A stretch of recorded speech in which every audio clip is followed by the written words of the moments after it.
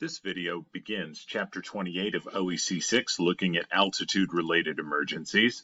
And so our objectives are to define altitude, talk about what happens to oxygen as altitude increases, really talk about strategies to prevent altitude illness, and then dial in signs and symptoms of these altitude illnesses, how to assess for those altitude illnesses, and how to treat these particular altitude-related emergencies.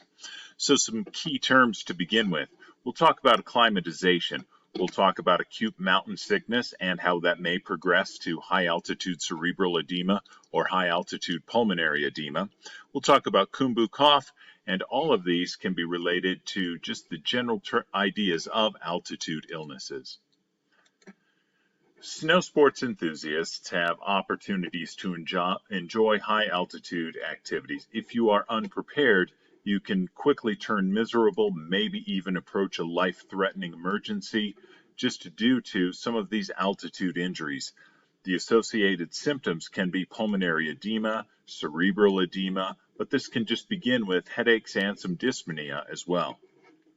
Altitude illness can affect up to 30% of the visitors to the high-altitude resorts in the Rocky Mountains of New Mexico, Colorado, Wyoming, and Montana. 50% of hikers and climbers in the Himalayas suffer from altitude illness. So if you are an OEC technician working as a ski or bike patroller in a high-altitude mountain resort, just consider that you're going to encounter patients suffering from these emergencies.